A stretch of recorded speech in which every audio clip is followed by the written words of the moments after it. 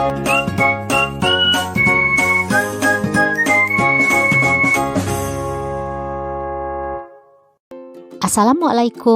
warahmatullahi wabarakatuh. Perkenalkan, saya Nila Andriani, calon guru penggerak angkatan ke-6 dari Kota Payakumbuh. Kali ini saya akan memaparkan aksi nyata saya modul 1.4 Budaya Positif. Perkenalkan, beliau berdua adalah fasilitator dan pengajar praktik saya, yaitu Ibu Iis Dewi Kurnia sebagai fasilitator saya dan Ibu Darlianti sebagai pengajar praktik saya. Adapun latar belakang budaya positif adalah lingkungan belajar yang baik sangat mendukung pembelajaran yang kondusif, karena dengan suasana yang positif, murid dan guru akan menemukan suatu kondisi yang menyenangkan, sehingga proses pembelajaran dapat berjalan tanpa adanya suatu beban. Adapun tujuan dari aksi nyata ini adalah untuk menerapkan budaya positif di kelas atau di sekolah sehingga dapat membentuk siswa yang bertanggung jawab, mandiri, dan menghargai orang lain. Adapun tolok ukur keberhasilan aksi nyata ini adalah yang pertama, guru saling berkolaborasi untuk menerapkan budaya positif di sekolah. Yang kedua, membuat keyakinan kelas melalui kesepakatan yang dilakukan bersama wali kelas dan siswa. Yang ketiga, siswa dan guru konsisten dalam menjalankan keyakinan kelas yang telah dibuat. Lini masa tindakan yang akan dilakukan. Yang pertama, menyusun rencana pelaksanaan.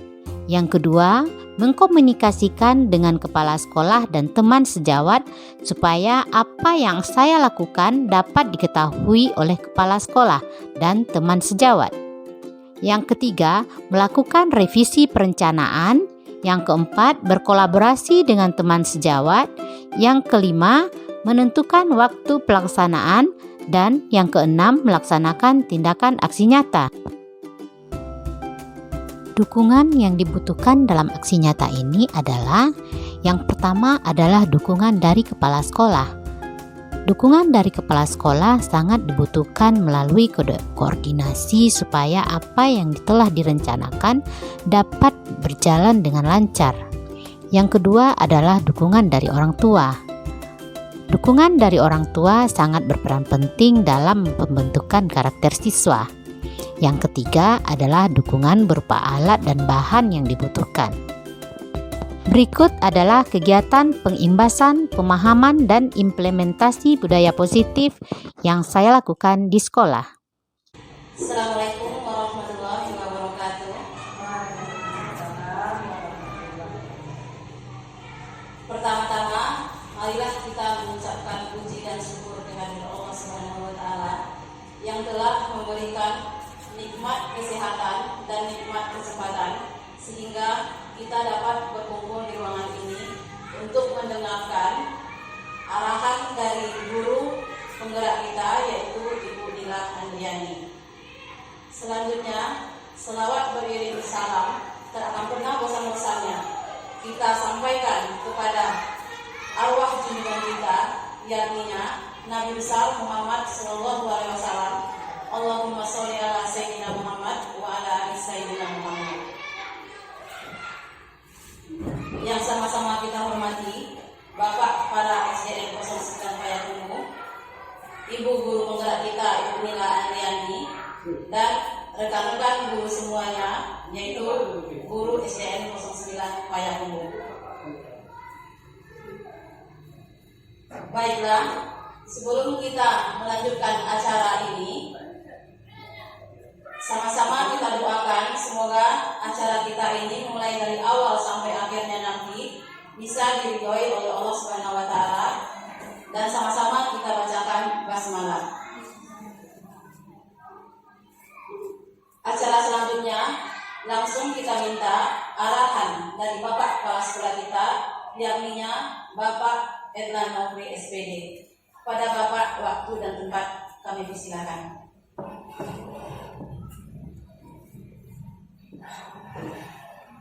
Bismillahirrahmanirrahim. Assalamualaikum warahmatullahi wabarakatuh.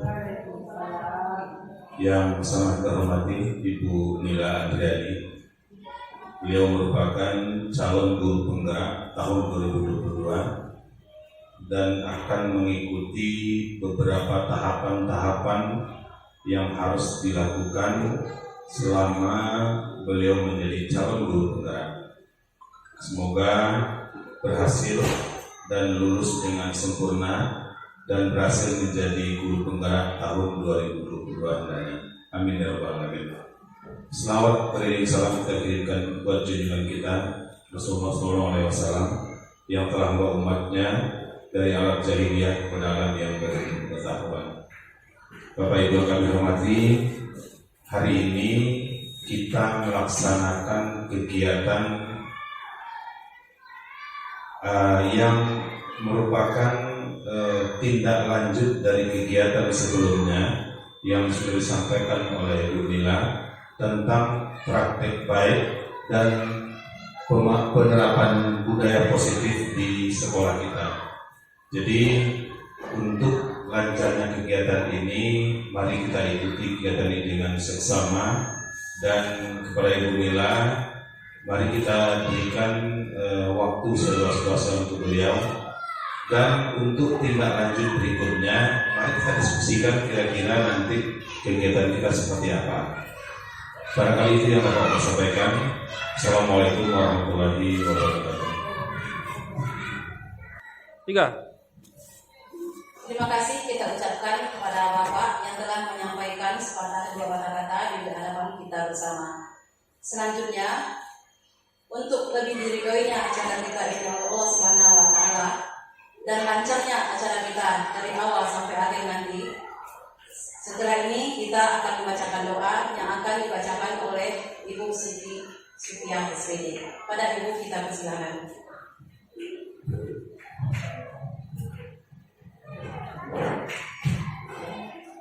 Assalamualaikum warahmatullahi wabarakatuh.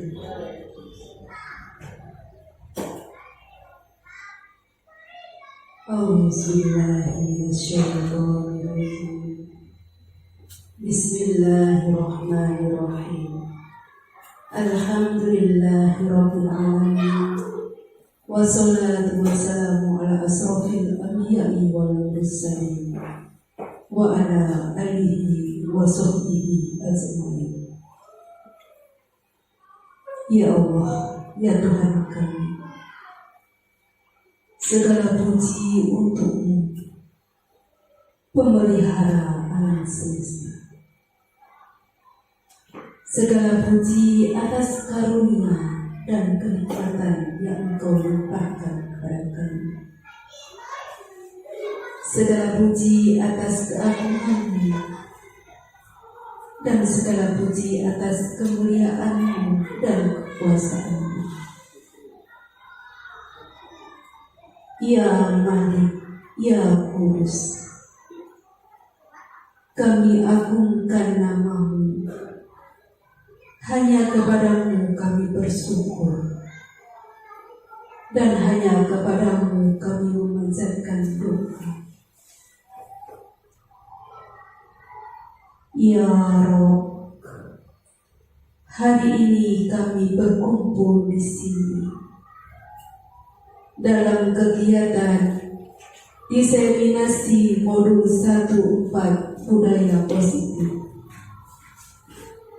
berdiskusi mengurai fikir untuk memberikan sumbangsih terbaik bagi bangsa ini. Karenanya ya Allah, lancarkanlah acara ini, berkahilah dan penuhilah pertemuan ini dengan kebaikan dari awal hingga akhir nanti. Bukakanlah pikiran kami, lenturkanlah lidah kami, dan berikanlah kepada kami ide-ide cemerlang untuk mencerdaskan anak-anak bangsa. Bimbinglah kami dengan hidayah-Mu. Berkahilah kami selalu dengan takdir-Mu. Dan jadikanlah hati kami selalu ridha dengan pemberian-Mu. Rabbana atina fid dunya hasanah wa fil akhirati hasanah wa qina azabannar. Walhamdulillahi rabbil alamin. Assalamualaikum warahmatullahi wabarakatuh.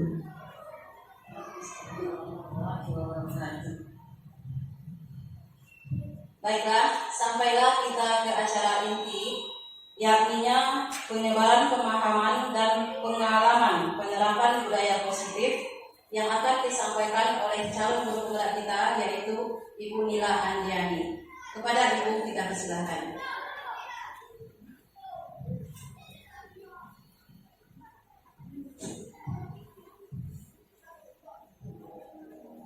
Bismillahirrahmanirrahim. Assalamualaikum warahmatullahi wabarakatuh. Pertama-tama marilah kita mengucapkan puji dan syukur kehadirat Allah Subhanahu wa taala yang telah melimpahkan rahmat dan karunia-Nya kepada kita bersama, sehingga kita telah dapat hadir di acara penyebaran pemahaman dan pengalaman penebaran budaya positif di sekolah kita.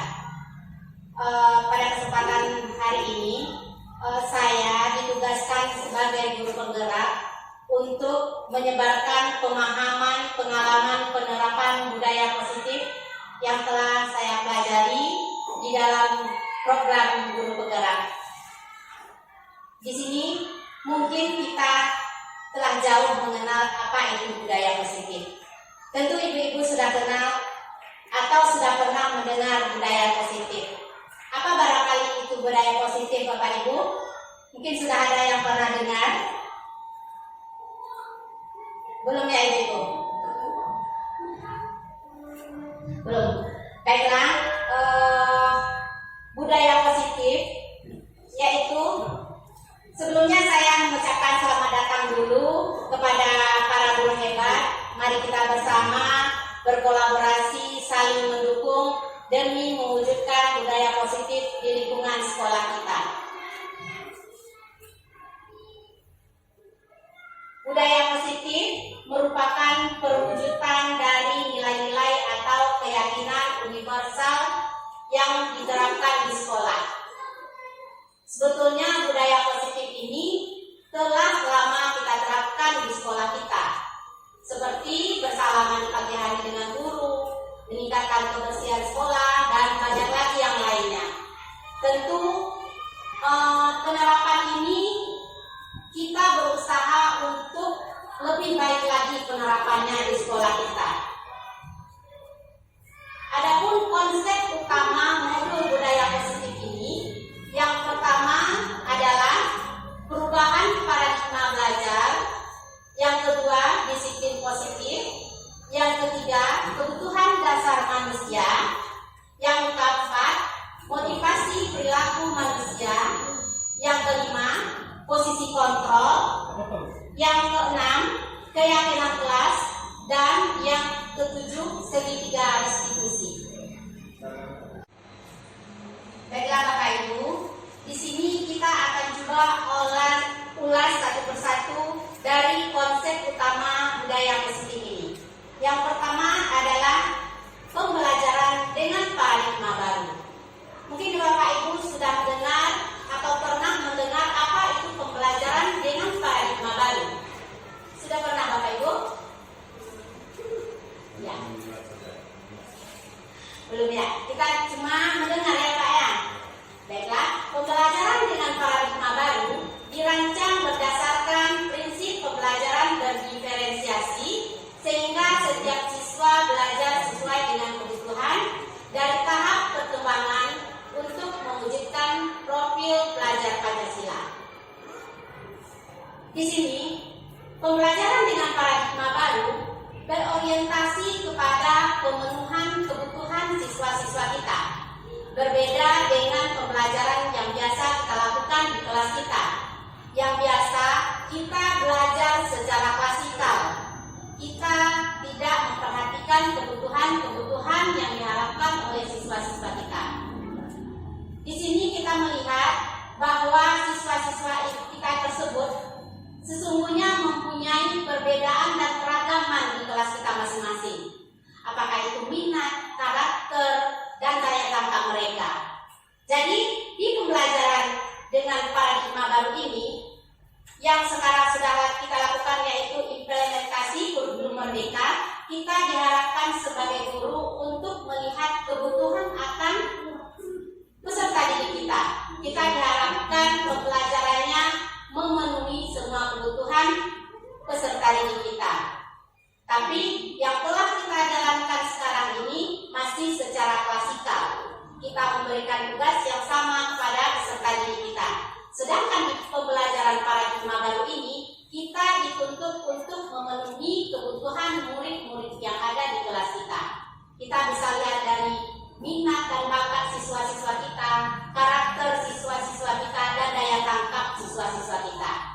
Mungkin untuk pembelajaran paradigma baru bisa kita ulas lagi di sesi berikutnya. Berikutnya yaitu disiplin positif.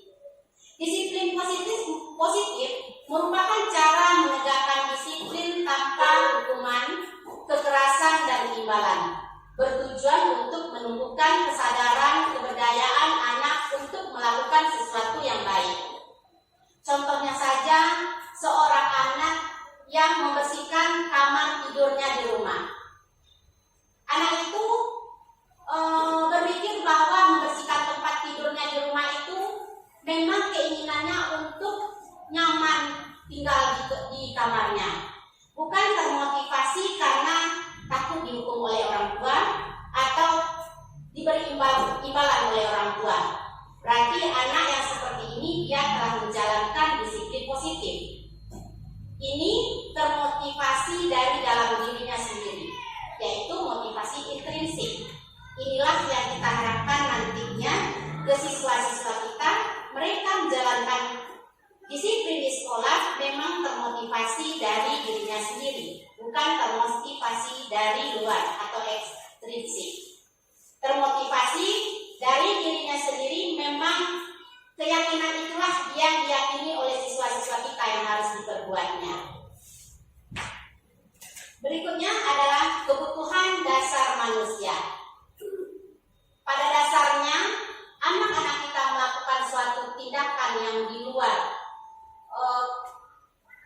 kebajikan universal atau kebaikan-kebaikan, sesungguhnya dilandasi oleh kebutuhan dasar yang tidak terpenuhi.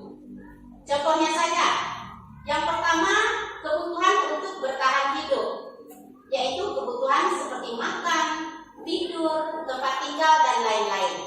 Jika anak-anak kita ini pergi sekolah dengan perut kosong, tentu saja mereka tiba di sekolah mungkin akan melakukan kelakuan-kelakuannya itu bisa saja mengganggu temannya, merampas makanan temannya. Ini dikarenakan karena tidak terpenuhinya kebutuhan untuk bertahan hidup tadi, yaitu makan.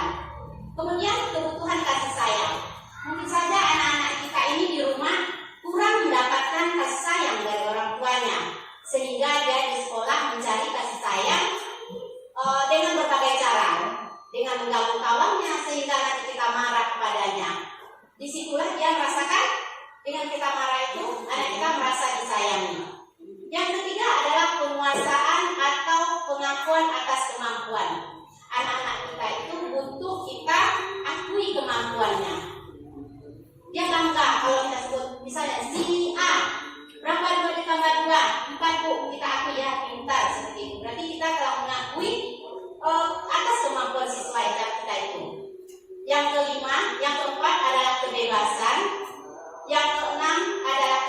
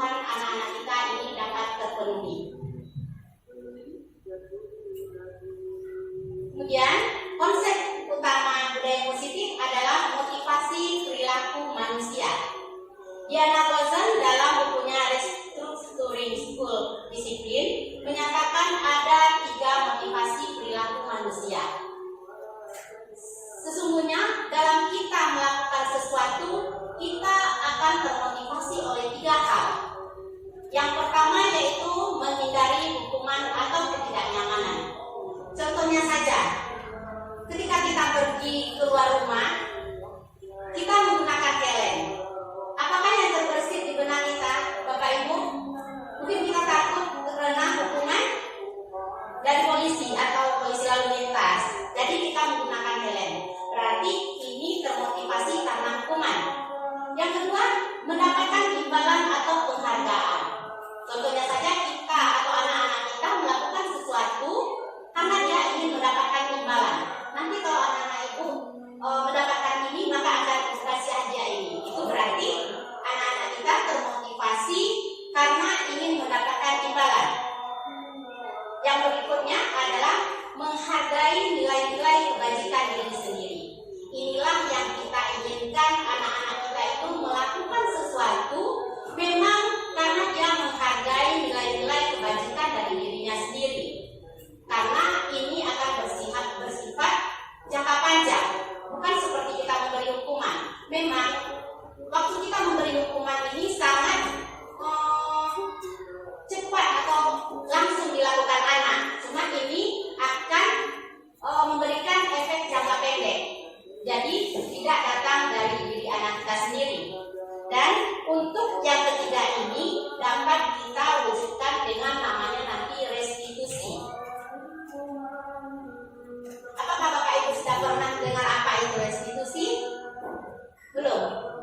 Baiklah, restitusi merupakan suatu proses dialog yang dilakukan oleh guru agar dapat menghasilkan murid yang mandiri dan bertanggung jawab. Di sini ada nanti namanya segi 3 restitusi. Dari segi 3 restitusi inilah kita nanti menghadapi anak-anak kita yang berkelakuan atau tidak atau melanggar disiplin. Dengan cara inilah nanti kita akan berdialog dengan anak-anak kita.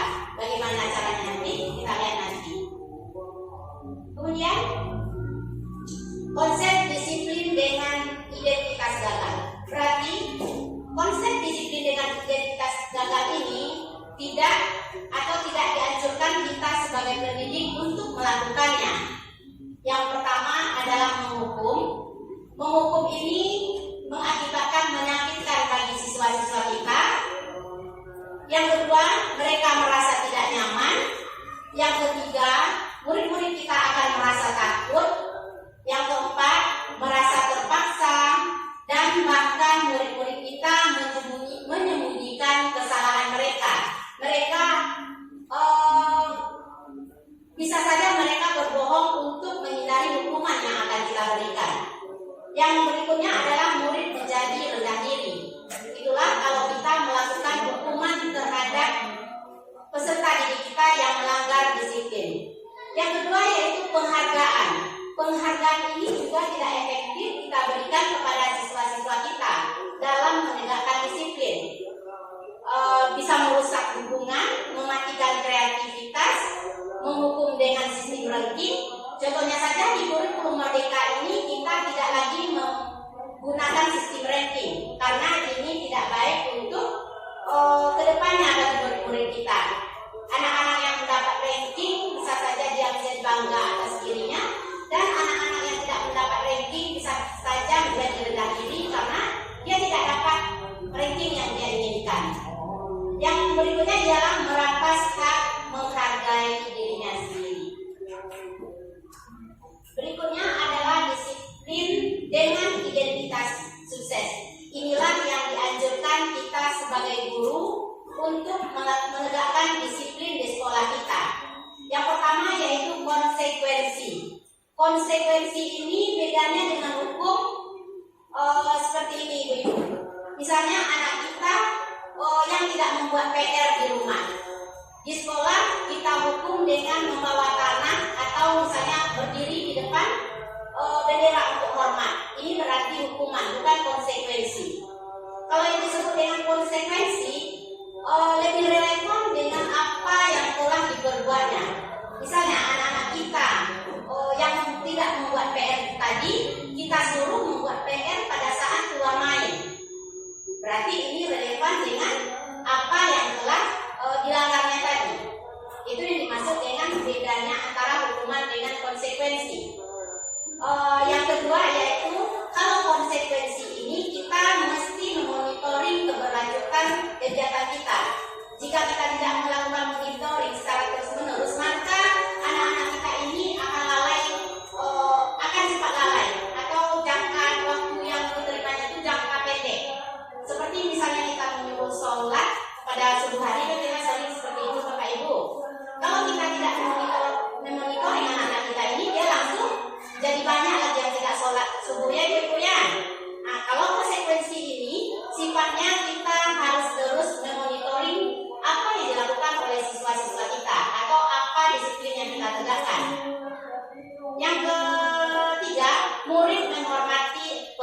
peraturan. Kalau dengan konsekuensi ini, murid akan cenderung untuk menghormati peraturan. Yang keempat yaitu murid kehilangan waktu untuk merenungi kesalahan. Itu kalau yang konsekuensi. Yang diharapkan di sini adalah restitusi. Inilah yang diharapkan kita sebagai guru untuk tidak lanjut kedisiplinan anak-anak kita di sekolah dengan menggunakan restitusi. Kalau restitusi ini akan berdampak kepada siswa kita. Yang pertama, murid akan bertanggung jawab atas perilaku yang diperbuatnya. Yang kedua, fokus pada pemecahan masalah jangka panjang. Yang ketiga, murid menghormati dirinya dan orang lain. Yang keempat, murid bersemangat memperbaiki kesalahannya. Jadi di sini kita dituntut sebagai guru untuk memilih jalan restitusi daripada konsekuensi. Walaupun kedua identitas ini beridentitas sukses. Nah, inilah 5 posisi kontrol kita sebagai pendidik di sekolah. Yang pertama yaitu penghukum, yang kedua pembuat rasa bersalah, yang ketiga posisi teman, yang keempat pemantau, dan yang kelima manajer. Di sini yang paling diharapkan atau dianjurkan kita sebagai pendidik adalah kita berposisi sebagai manajer. Nanti kita akan saksikan videonya bagaimana tindakan seseorang yang berperilaku sebagai penghukum, pembuat rasa bersalah, teman atau pemantau.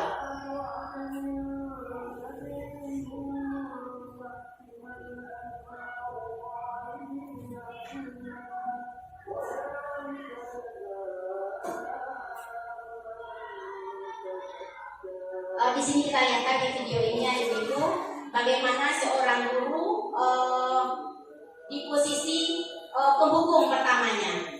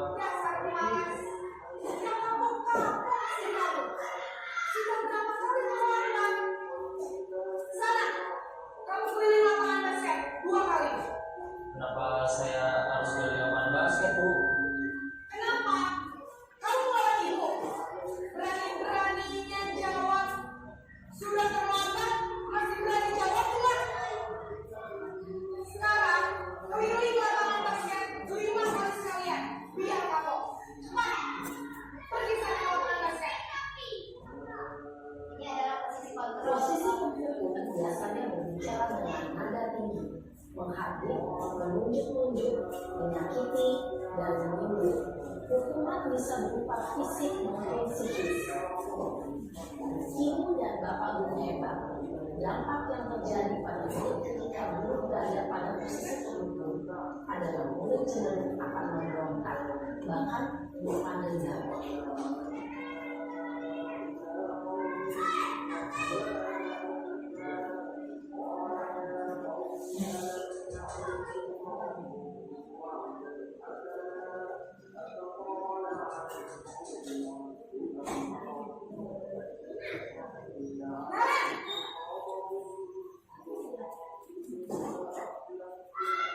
Selamat pagi, Bu. Naren, kamu kenapa terlambat lagi, nak? Ya Tuhan, Naren, kamu senang ya bikin ibu susah ya? Kalau kamu terlambat lagi, nanti ibu yang ditegur sama kepala sekolah, nak. Disangka ibu tidak bisa membina kamu. Duh, gimana ini? Maaf, Bu. Duh, Gusti Naren, kamu susah ya kalau ibu ditegur sama kepala sekolah. Terus, sekarang ibu harus tulis apa ibu absen?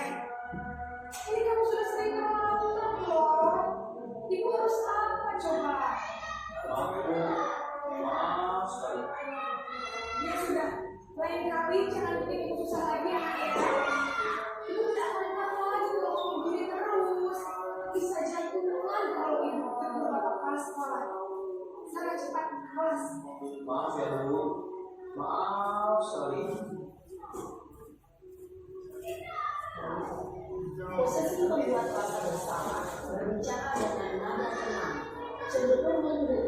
Namun kata-kata yang diutarakan membuat murid merasa menjadi orang yang gagal, memandang buruk dirinya sendiri, merasa tidak berharga, dan tidak sanggup membahagiakan orang lain. Ketika guru mengambil posisi pemberantasan bersalah, murid akan menganggap dirinya yang bersalah dan ia akan menyimpan emosi negatif tersebut di dalam dirinya.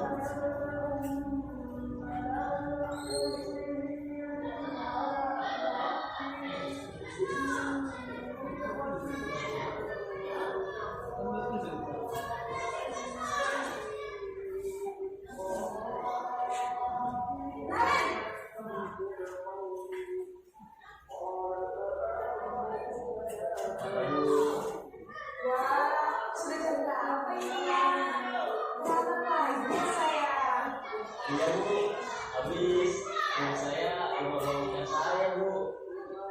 Kamu malah menyalahkan ibu kamu. Kamu bukannya anak yang paling kencang. Kok terlambat sih? Iya Bu, saya memang terlambat bangun tadi. Jadi biarpun saya lari kencang, tetap gak dikejar Bu. Ya sudah sana. Nanti lain kali larinya lebih kencang lagi ya. Biar gak terlambat lagi. Jadi senang ibu. Demi ibu. Bisa kan? Bisa lah Bu. Ya sudah sana masuk kelas. Yang beresin urusan absen kamu. Kamu ini ada saja. Dalam posisi kemarin, guru berbicara dengan nada suara ramah, akrab, cenderung bersandar gurau untuk menjaga suasana tetap santai. Murid akan merasa senang, aman, dan akrab dengan guru. Identitas yang bercita adalah identitas sukses atau berhasil. Namun, perlu diingat, karena ini masih berulang eksternal, maka ada faktor ketergantungan dan murid kepada orang tertentu. Di sini guru absennya, sehingga lain waktu murid bisa berperilaku baik, namun hanya kepada orang-orang tertentu saja.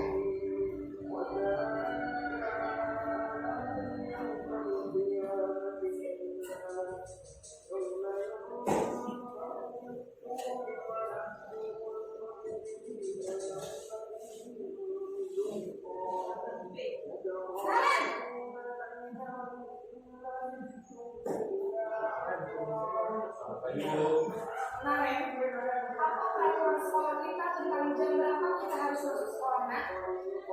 kita harus sekolah jam 7 Bu. Iya betul, sekarang sudah jam 7. Kemarin sudah tahu konsekuensinya jika terlambat hari. Paham Bu, saya harus tinggal kelas pas jam istirahat selama 20 menit. Iya benar, konsekuensinya demikian. Jadi nanti jam 9.30 pas istirahat, kamu harus tinggal di kelas, kerjakan tugas tambahan untuk ketinggalan kamu, ya. Baik Bu. Posisi pemantau mengandalkan penghitungan atau data untuk mengontrol murid. Guru mengarahkan murid berdasarkan peraturan dan konsekuensi. Seorang pemantau menunjukkan bahasa tubuh dan ekspresi wajah yang datar dan ciri formal.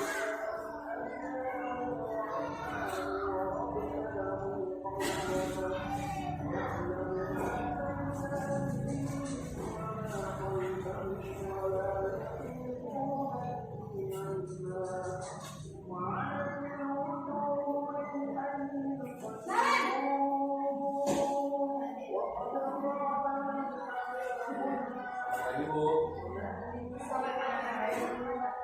Maaf Bu, saya terlambat. Iya, sekolah masuknya jam 7, sekarang sudah jam 7.20.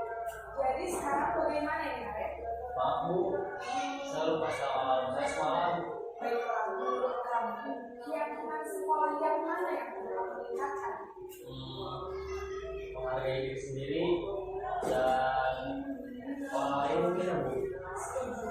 Jadi, apakah Naren yakin prinsip saling menghormati tersebut? Iya Bu, saya meyakininya.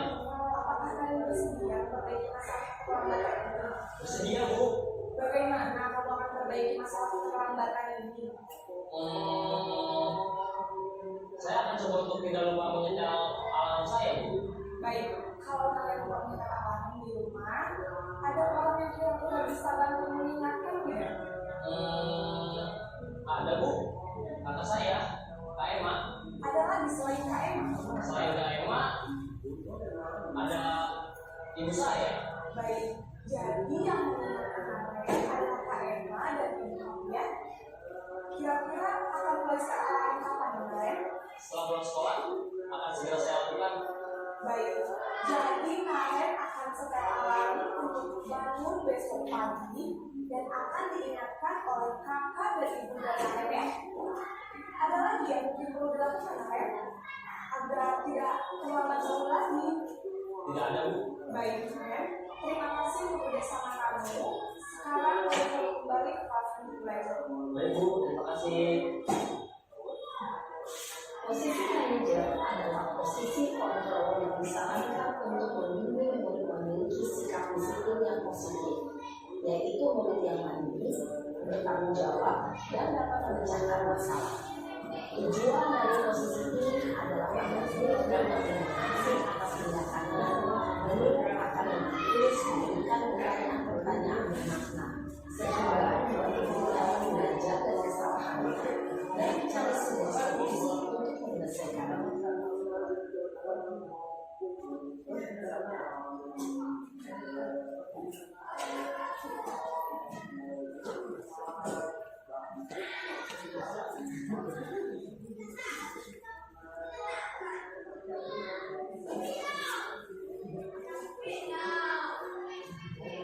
Baiklah Bapak Ibu, itulah tadi 5 posisi kontrol kita sebagai pendidik. Mungkin kita sudah tahu di posisi mana kita masing-masingnya ya Ibu-Ibu. Biasanya kita di posisi mana Ibu-Ibu? Bapak Ibu? Posisi mana? Bu Nur? Semuanya ya Bu Nur. Mudah-mudahan kita bisa mengambil nantinya di posisi manajer yang paling ideal. Ya, baiklah Bapak Ibu, tadi kita sudah mengetahui 5 posisi kontrol kita sebagai pendidik. Untuk mengawali segi 3 restitusi tadi atau mengambil posisi sebagai manajer tadi, kita harus menjalankan yang namanya segi 3 restitusi. Untuk menjalankan segi 3 restitusi ini, kita mesti membuat pertama kali yaitu keyakinan kelas yang telah saya sampaikan juga sebelumnya. Kita membuat keyakinan di kelas kita atau keyakinan kelas kita. Kenapa keyakinan kelas? Kenapa tidak peraturan saja di kelas kita? Mungkin barangkali Ibu-Ibu dapat menjawabnya. Ibu Irna? Ya, kita memilih keyakinan kelas karena peraturan ini bersifat kebanyakan negatif. Kalau keyakinan kelas ini bersifat intrinsik atau termotivasi dari dalam diri siswa kita sendiri. Itulah mengapa kita memilih untuk keyakinan kelas. Seperti yang dicontohkan tadi, mengapa kita memiliki peraturan tentang menggunakan helm saat mengendarai sepeda motor. Kalau kita masih berpikir dari luar atau termotivasi karena hukuman atau dapat imbalan, misalnya kita masih takut karena tertangkap polisi, berarti kita memakai helmnya hanya kalau ada razia atau ada polisi saja. Tapi kalau ini termotivasi dalam diri kita sendiri memang untuk keselamatan kita, maka kita akan memakai helm walaupun polisi atau razia tidak ada. Itulah yang dimaksud dengan motivasi intrinsik. Ini adalah kegiatan membuat keyakinan kelas di kelas saya, sudah saya terapkan. Yang pertama, gambarnya guru bersama siswa membuat keyakinan kelas atau berdiskusi tentang peraturan. Diawali dengan peraturan, baru kita rumuskan nanti kepada keyakinan kelas. Kemudian merumuskan peraturan ini menjadi keyakinan bersama siswa-siswa kita. Dan yang ketiga yaitu menempelkan keyakinan kelas di dinding sekolah agar anak-anak dapat melihat setiap harinya. Nanti di sini jika anak-anak kita ada melanggar kedisiplinan, kita akan bacakan kembali keyakinan kelas mana yang telah dilanggarnya, seperti yang posisi manajer tadi. Itu gunanya kita membuat keyakinan kelas di kelas kita masing-masing. Ini adalah contoh keyakinan kelas 1B Yang satu bekerja sama menjaga kebersihan. Yang kedua saling menghargai dan membantu satu sama lain. Yang ketiga menyimak saat menerangkan pelajaran. Yang keempat belajar dengan aktif dan gembira. Dan yang kelima menjaga dan meletakkan barang sesuai dengan tempatnya. Sekarang bagaimana membuat keyakinan kelas? Yang pertama, kita lebih abstrak dari peraturan. Contohnya, kalau peraturan kita membuat di situ tidak boleh membuang sampah. Kalau di keyakinan kelas bisa saja kita buat menjaga kebersihan. Yang kedua berupa pernyataan universal atau pernyataan umum. Yang ketiga dibuat dalam bentuk kalimat positif. Tidak seperti yang tadi, tidak boleh membuang sampah sembarangan. Itu berarti masih berbentuk peraturan. Kalau kita membuatnya menjaga kebersihan, berarti itu dalam kalimat positif. Berarti kita lebih cenderung membuat keyakinan kelas ini dengan kalimat-kalimat positif. Yang keempat yaitu sedikit saja agar anak-anak kita mudah untuk mengingatnya. Tidak usah terlalu banyak.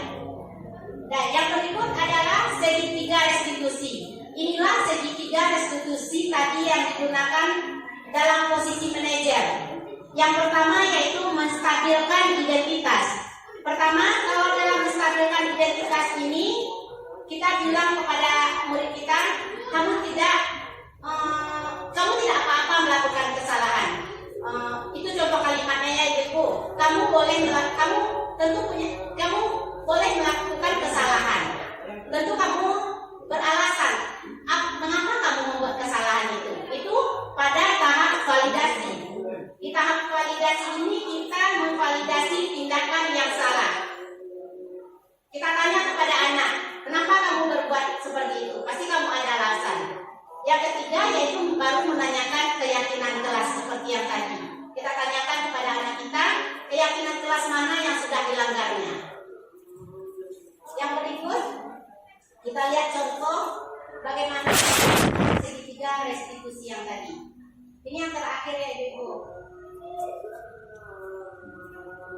Di sini kita lihat bagaimana seorang guru menjalankan segitiga restitusi.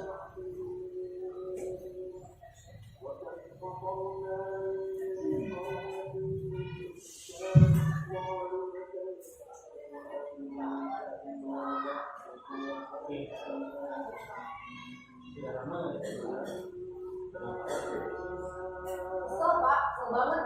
Masa aku dikatain tukang fitnah Pak? Ya aku marah lah. Aku udah dikatain mereka di depan kelas. Kesel banget. Oh, gitu. Ya pasti kalau marahnya besar. Maka juga karena apabila ada yang terluka. Kemudian pada saat itu kamu melakukan apa? Ya saya langsung ngatain mereka lah Pak. Kesel banget. Saya bentak-bentak dia di teman-teman lain. Oh, begitu. Pasti kamu melakukan seperti itu karena suatu alasan tertentu. Iyalah, saya diam saja Pak. Ya saya bela diri lah. Masa saya jadi tukang fitnah? Ya wajar lah. Mempertahankan harga diri itu sesuatu yang penting buat kamu. Untung kamu tidak berkegagalan, hanya ingin minta minta. Iya Pak. Untung saya masih bersabar dan hanya meminta saja. Bagaimana sekarang Pak? Saya pasti bela diri lah. Ya pasti ya. Tapi kamu memilih pertahanan yang sabar. Kamu memilih tidak berbuat lebih parah. Nah, sekarang coba kita lihat tadi tindakan kamu yang mentak-mentak di kelas. Tindakan kamu itu kira-kira sesuai dengan keyakinan kelas atau prinsip kamu tidak? Enggak lah Pak. Capek Pak jadi pemarah. Jadi keyakinan atau prinsip mana yang kurang sesuai dengan keinginan kamu? Ya, saya sebenarnya sangat menghargai orang lain. Mungkin saat itu saya menjadi emosi, jadi tidak menunjukkan sikap itu. Kamu meyakini tidak? Menghargai orang lain itu penting buat kamu. Yakinlah Pak. Iya. Kita harus saling menghargai. Namun ada juga keyakinan yang harus sepakati yang perlu kita jalankan. Apabila kita sama, Ya, saya bisa beraktif mulai dengan diri sendiri. Saya bisa lebih sabar, mengatur Kira-kira kamu bersedia memperbaiki masalah ini tidak? Sedia, Pak. Kalau kamu memperbaiki masalah ini, kamu akan menjadi orang seperti apa? Saya akan menjadi orang yang bertanggung jawab kali ya, Pak. Dan senantiasa proaktif. Iya, menurut kamu bagaimana rasanya menjadi orang seperti itu? Ya nyaman lah. Bangga bisa bersabar dan mandiri. Baiklah kalau begitu. Yuk kita pikirkan bagaimana memperbaiki masalah ini.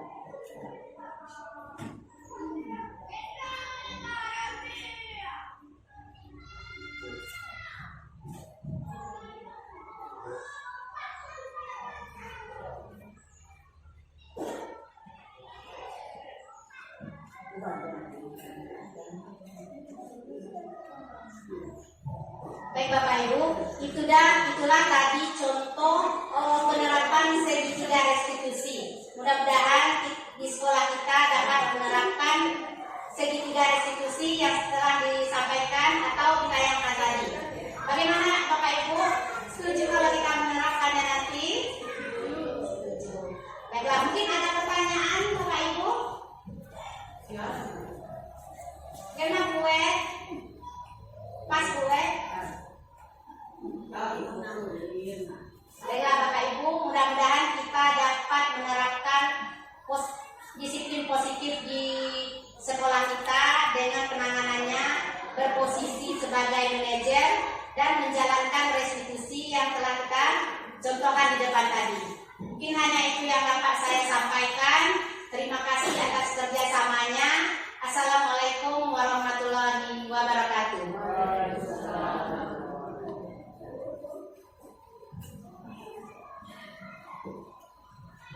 Terima kasih kepada Bu Nila yang telah menyampaikan di hadapan kita bersama tentang penyebaran pemahaman dan pengalaman penerapan budaya positif. Mudah-mudahan dapat menjadi ilmu untuk kita di tengah peserta didik kita nanti bisa kita praktekkan. Kalau bapak-bapak dan ibu tidak ada lagi yang mau ditanyakan, baiklah acara ini kita akhiri dengan membacakan hamdalah. Saya sebagai moderator mohon maaf kalau ada kesalahan janggal.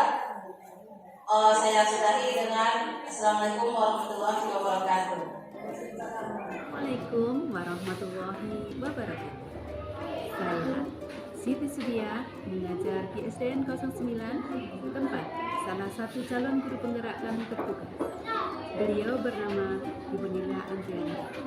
Menurut saya, apa yang telah disampaikan oleh Ibu Nila tentang budaya positif sangat bagus sekali untuk diterapkan di sekolah, terutama mengenai disiplin positif. Siswa termotivasi dalam dirinya masing-masing, bukan termotivasi dari luar. Kami sebagai guru juga sangat senang karena bisa mengetahui bagaimana menghadapi siswa yang melanggar kedisiplinan dengan cara yang tepat. Harapan saya dari diseminasi ini dapat saling bekerja sama untuk menerapkan budaya positif di sekolah ini. Terima kasih. Assalamualaikum warahmatullahi wabarakatuh. Saya Irna Yudita, guru SDN 09 Payakumbuh, di mana saya sama bertugas dengan Ibu Nila Andriani, yakninya calon guru penggerak. Ibu Nila Andriani adalah seorang guru yang kreatif, seorang guru yang sangat ramah terhadap peserta didiknya, dan beliau juga seorang guru yang sangat memahami IT. Beberapa waktu yang lalu, Ibu Nila Andriani mengumpulkan kami para guru dan juga termasuk kepala sekolah. Beliau memaparkan kepada kami tentang budaya positif yang akan kita laksanakan di sekolah. Budaya positif yang beliau sampaikan sangat bermanfaat bagi kami, karena mungkin selama ini beberapa guru memberikan sanksi kepada anak mungkin tidak sesuai dengan kriteria budaya positif ini. Kenapa? Karena setelah anak diberi sanksi, bukannya anak berubah, malah kadang-kadang anak akan berbuat kesalahan yang sama. Setelah Ibu Nila Andriani menyampaikan kepada kami bagaimana cara pelaksanaan budaya positif di sekolah, saya khususnya ingin merubah mindset saya dalam memberikan sanksi kepada anak. Mudah-mudahan seluruh guru di SDN 09 Payakumbuh dapat melaksanakannya dalam pembelajaran dan dalam kehidupan sekolah sehari-hari. Terutama saya akan melaksanakannya di kelas yang saya ampuh. Sekian dan terima kasih. Assalamualaikum warahmatullahi wabarakatuh.